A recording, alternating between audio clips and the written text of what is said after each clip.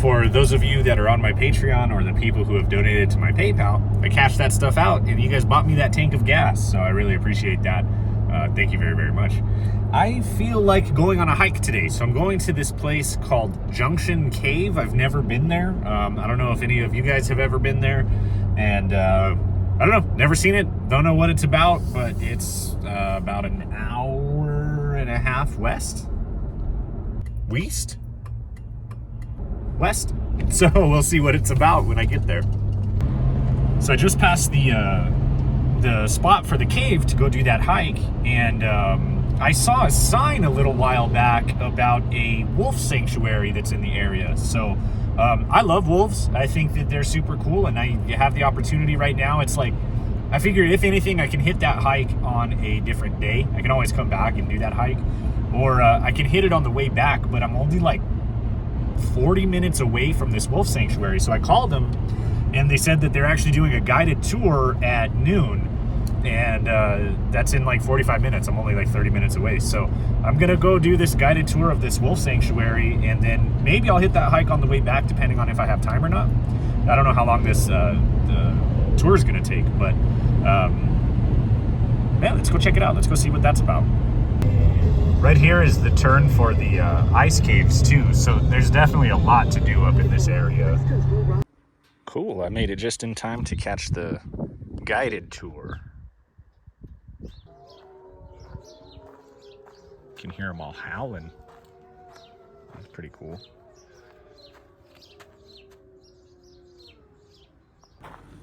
Alrighty, so I took the private tour here and got, you know, all the information that I could while we were wandering around for like the last 45 minutes. And this place is basically a wolf dog rescue. So a lot of these guys are like hybrid wolf dogs. They have them everywhere from, you know, 15% wolf all the way up to like 90% wolf. But they're all excited right now. They're actually getting fed right now, like over on the other side. So you got these pups like just super excited, running around. This guy wants their she wants her food, you know.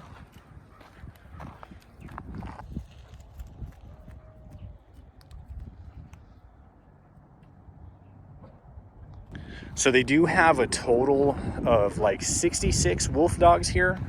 Not all of them are on the tour because they're not quite as social, but these guys are really, really pretty. It's insane looking at these guys. Look at this guy right here. Yeah.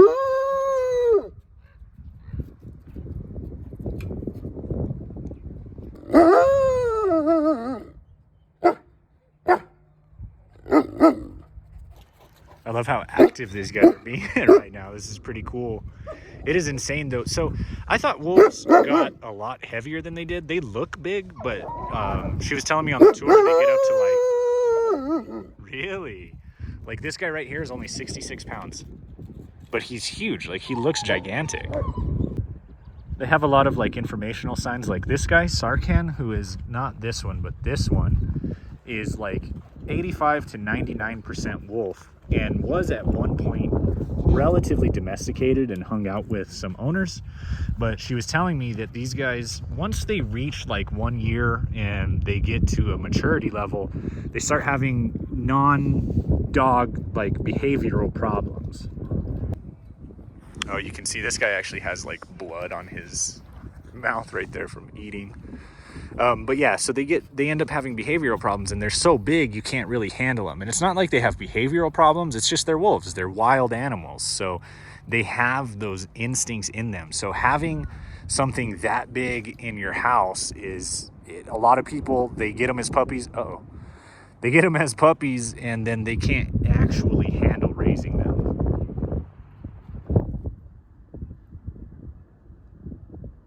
Gorgeous, gorgeous animals though. They have some odds and ends animals like these New Guinea singing dogs, which are actually almost extinct. And they take care of these guys too, which to me is just a cute little guy. I would love to own one.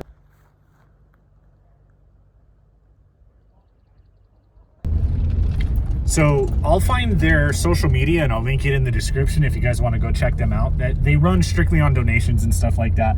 They're not breeding any animals. They're all rescues. A lot of places it's illegal to own wolves, which makes sense, right? And like the foxes came, she's telling me a story. The foxes came from a guy that ended up getting shut down. He was farming their fur. So he was raising foxes and then killing them for their pelts, which is pretty crazy. So I'm glad that those foxes are there. The little singing dogs are an endangered species. Some dude was breeding them and he was a hoarder. He had like 100 and the breeding was really irresponsible. So things like that. That's why they took in those animals. Most of the wolf dogs are surrenders. People get a wolf and they don't realize the work that it takes to have them, or it is illegal to have them. So whatever, but I'll put that in the description for you guys. Shifting gears here, so I did see this on the way up and decided that I would stop and explore it.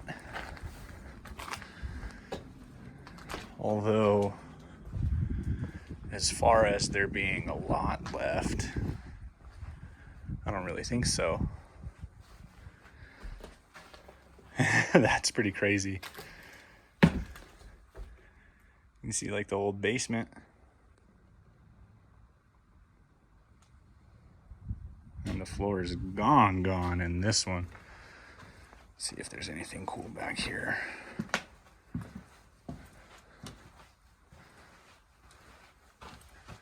Was this an indoor swimming pool?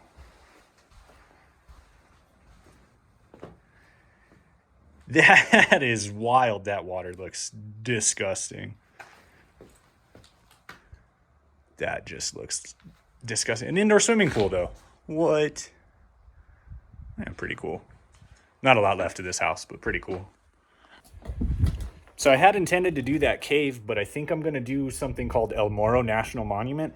I only have today to explore. I've been really busy at work this week, and I haven't gotten a lot of things done. I need to get some stuff done this weekend. So I'm going to stop at El Morro on the way back because I passed it on the way here. And then I'll just come back next week and do that cave. You know, so it's never a bad thing to have too much to explore for me, I think. So yeah, let's head down the road to El Morro National Monument. I've never been there, so it should be pretty fun to go check out. Let's go. This is a women's marker that I have not seen yet. I feel like I've seen most of them. Matilda Stevenson, first female anthropologist to study the Native Americans of New Mexico. Her research focused on the religious practices of indigenous peoples, particularly of the Zuni, and on the lives of Native women and children. In 1885, she founded the Women's Anthropological Society of America, if only I could read, a national organization in part to address the inequality of the sexes in the field of anthropology. Let's go, Matilda. So they have a little museum to start here, and it's free, which is really cool.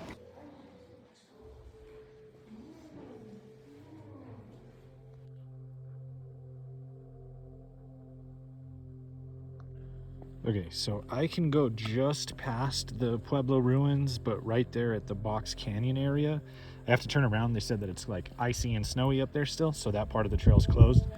And then I can come back down and do the Inscription Rock Trail, which is where the pool also is. So apparently there's a pool of water here that a lot of travelers way back in the day used to stop for water. And then, of course, they built the Pueblo up there because of that water providing the resource. Yeah, so the ice is why they have part of it closed, but it's actually a pretty nice day. Not too cold.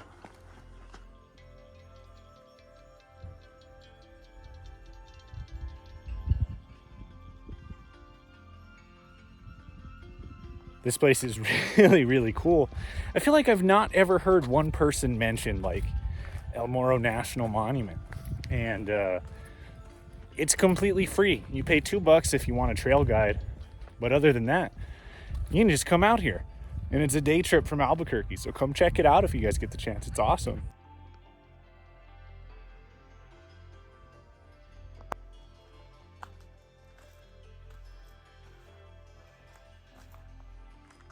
Check it out. They have a little thing here. Catch the water. So far the hike has been pretty easy. It's all It's paved. It's a little rocky, but it's paved or it's marked really well. Here's some stairs.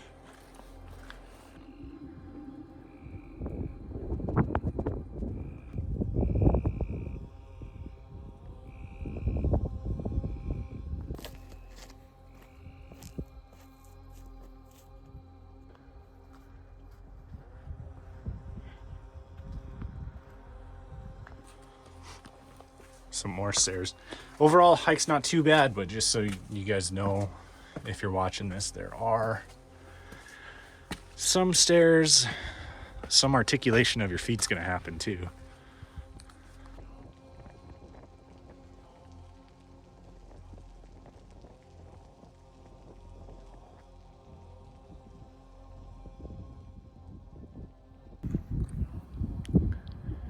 It's definitely a kiva.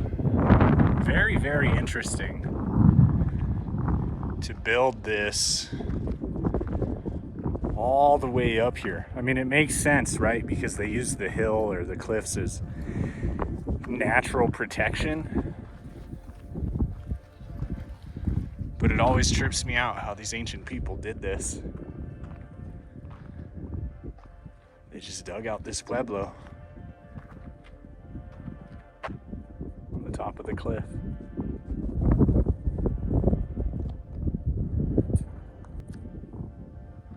It says it was occupied roughly from 1275 to 1400. Now, like that, all that, it says is a small excavated portion.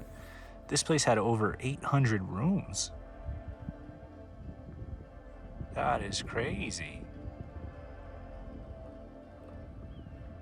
So it was huge. This is pretty cool. This is a cool part of the trail. Man, when you're talking about 800 rooms built up here, that is actually really sizable. What, like most hotels, even big hotels, have 200-300 rooms.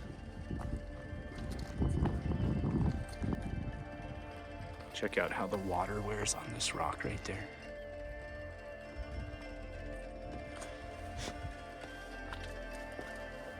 That's cool how they carved all this into the rocks. Do you guys get as excited about rocks and stuff as I do, or is it kind of lame when I show you guys rocks and formations and stuff? Just like a pool of water, probably from some snow melt. Let's check out how clear that is.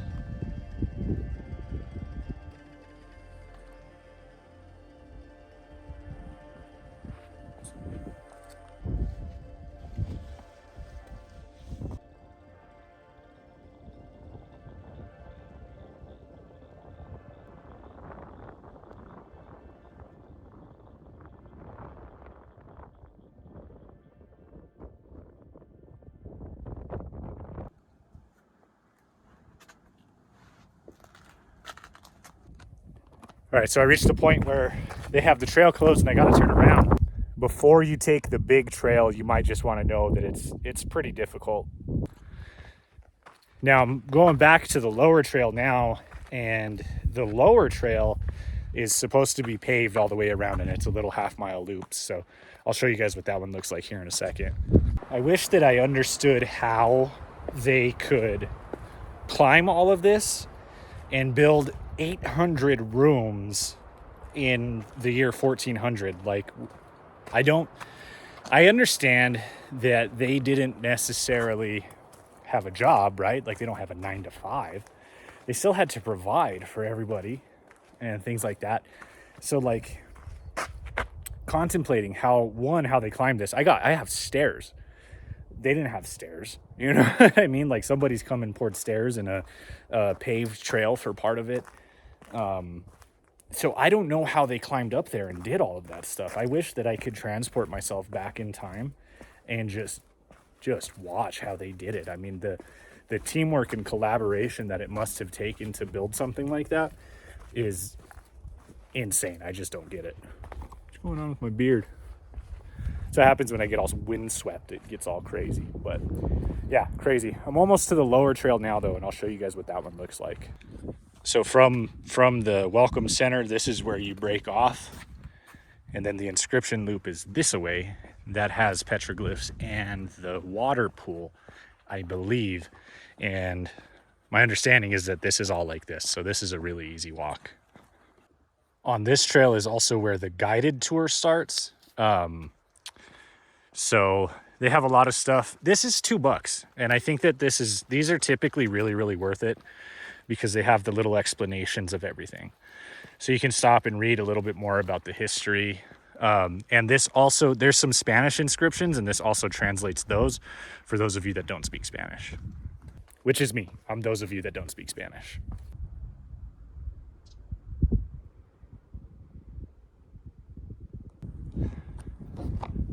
This is one of the biggest sandstone bluffs I've ever seen. This place is huge. This right here, though, is why people would stop here as travelers, why they built the Pueblo up there and everything like that. So if you're traveling hundreds of years ago and you need a place to stop for water, this fills up with water. Now there's no spring here. All the water comes down either from rainfall and fills this pool or snow melt and fills this pool. There's no actual other source of water other than that. But it's been full for hundreds and hundreds of years. Isn't that wild?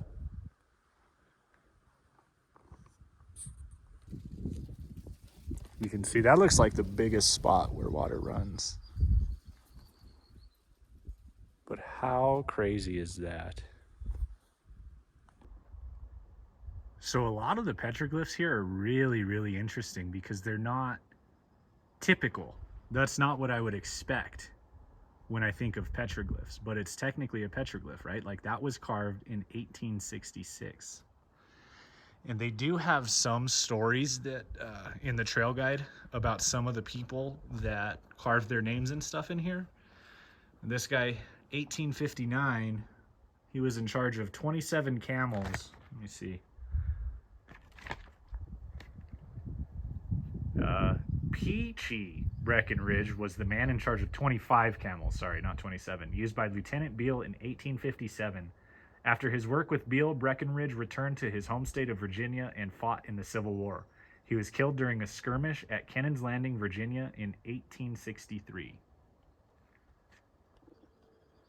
There were a lot of Spanish inscribers here, and a lot of them wrote Paso por aquí, basically passed through here when they came through. She's talking about the 1700s, these people were inscribing this rock.